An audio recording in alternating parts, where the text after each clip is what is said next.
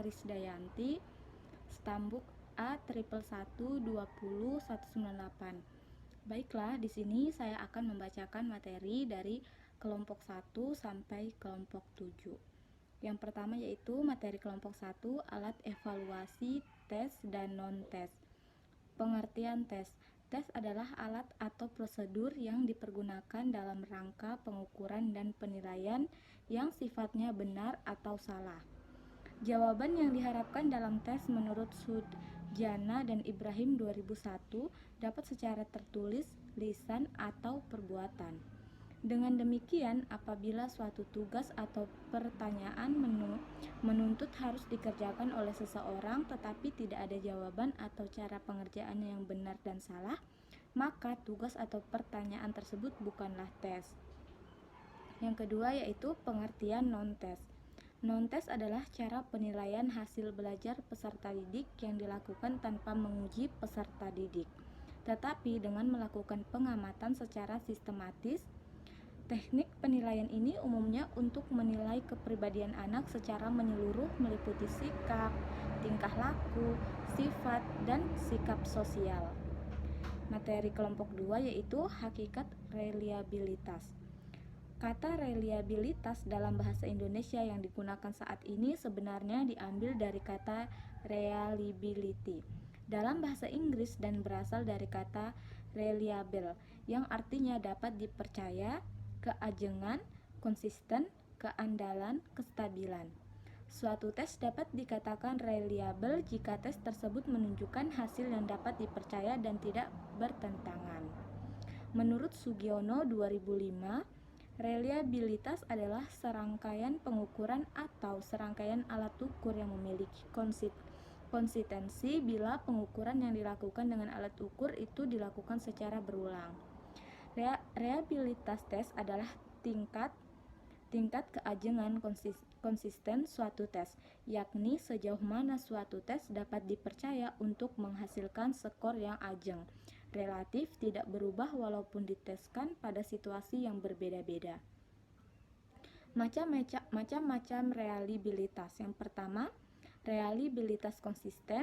Yang kedua, reliabilitas konsisten gabungan item. Materi kelompok 3 yaitu perihal tes keterampilan menyimak. Pengertian tes menyimak. Tes kemampuan menyimak adalah kemampuan peserta tes untuk memahami isi wacana yang dikomunikasikan secara lisan oleh pembicara atau sekedar rekaman audio atau video. Pemahaman itu dapat mengacu kepada pemahaman secara umum seperti topik yang dibahas atau garis besar secara isinya, atau bagian-bagian yang lebih terinci termasuk pelaku, lokasi, waktu, dan beberapa aspek yang menonjol. Pemahaman lewat menyimak dapat pula berkaitan dengan hal-hal yang lebih mendalam sifatnya, yang tidak terbatas pada hal-hal yang sangat tegas dan langsung terungkap. Tes keterampilan menyimak. Yang pertama itu ada konsep dasar tes keterampilan menyimak. Sebagai satu dari 4 keterampilan berbahasa, menyimak merupakan kemampuan yang memungkinkan seseorang pengguna bahasa memahami bahasa yang digunakan secara lisan. Yang kedua, tingkatan tes keterampilan menyimak. Berdasarkan perkembangannya, tes menyimak dapat disesuaikan dengan beberapa tingkat, yaitu yang pertama, tes menyimak tingkat marginal atau deskriptif. Yang kedua, tes menyimak tingkat apresiatif. Yang ketiga, tes menyimak tingkat komprehensif. Yang keempat, tes menyimak tingkat kritis. Dan yang kelima, tes menyimak tingkat terapis. Materi kelompok 4 yaitu perihal tes keterampilan berbicara. Indikator berbicara. Indikator keterampilan berbicara kesuksesan individu ketika berkomunikasi tidak lepas dari karakter individu tersebut, mulai dari kedewasaan hingga kedalaman dan keluasan pengetahuan. Terdapat 4 faktor esensial yang merupakan karakter individu terampil berbicara, yaitu yang pertama, keterampilan sosial, kedua, keterampilan semantik, yang ketiga, keterampilan fonetik, dan yang keempat, keterampilan vokal. Pengertian tes berbicara. Tes berbicara adalah pengukuran untuk mengumpulkan informasi mengenai kemampuan seseorang dalam keterampilan berbicara. Tes berbicara dapat dilakukan dengan tes terpadu atau integratif. Berbicara merupakan kemampuan mengucapkan bunyi-bunyi, artikulasi, atau kata-kata untuk mengekspresikan, menyatakan, serta menyampaikan pikiran, gagasan, dan perasaan.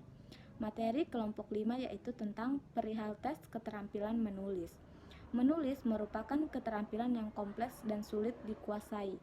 Nurgiantoro 2010 halaman 422 menyatakan kompetensi menulis menghendaki penguasaan berbagai unsur kebahasaan dan unsur di luar bahasa itu sendiri yang akan menjadi unsur karangan. Indikator menulis. Indikator adalah sesuatu yang dapat memberikan petunjuk atau keterangan. Indikator juga dapat menjadi acuan dalam mencapai suatu tujuan. Dalam keterampilan menulis diartikan sebagai kemampuan menggunakan bahasa untuk menyatakan ide, pikiran, atau perasaan kepada orang lain dengan menggunakan bahasa tulis. Kisi-kisi alat ukur menulis. Penyusunan kisi-kisi alat ukur kemampuan atau keterampilan menulis merupakan salah satu kegiatan perancangan evaluasi pembelajaran keterampilan menulis. Sebelum menyusun kisi-kisi, kita harus menetapkan tujuan umum dan tujuan khusus penyelenggaraan pengukuran evaluasi, menentukan jenis alat ukur, dan merekapitulasi bahan. Materi kelompok 6 perihal tes keterampilan membaca. Pengertian tes membaca merupakan tes keterampilan bahasa yang terintegratif. Dikatakan demikian karena tes ini memadukan sejumlah komponen yang dijadikan sasaran tes. Komponen tersebut meliputi isi bacaan, bahasa bacaan, dan komposisi bacaan. Indikator membaca. Indikator keterampilan membaca, pemahaman yang digunakan adalah kemampuan menangkap isi bacaan, kemampuan meringkas bacaan, kemampuan menjawab pertanyaan berdasarkan isi bacaan, dan kemampuan menceritakan kembali isi bacaan. Kisi-kisi alat ukur membaca. Yang pertama, alat ukur adalah suatu alat yang berfungsi untuk mengukur benda atau objek baik satuan bidang, jarak, waktu, berat, dan satuan lainnya. Alat ukur sangat membantu manusia dalam memperhitungkan sesuatu. Yang kedua, cara menghitung rata-rata kecepatan baca adalah dengan cara membagi jumlah kata yang dibaca dengan waktu tempuh baca. Sebagai contoh, jika seseorang dapat membaca sebanyak 2.500 per kata dalam waktu 5 menit, artinya kecepatan rata-rata baca pembaca tersebut adalah 500 kpm. 2.500 dibagi 5 sama dengan 500. Materi kelompok 7 perihal tes keterampilan kebahasaan dan kesusastraan. Kata kesusastraan diartikan sebagai kumpulan atau hal-hal yang berkenaan dengan sastra. Sedangkan kata kesastraan digunakan untuk menyatakan pengertian kadar sastra atau yang dalam bahasa Inggris disebut interariness. Pada kenyataannya, kata sastra justru memiliki makna yang lebih luas daripada kesusastraan.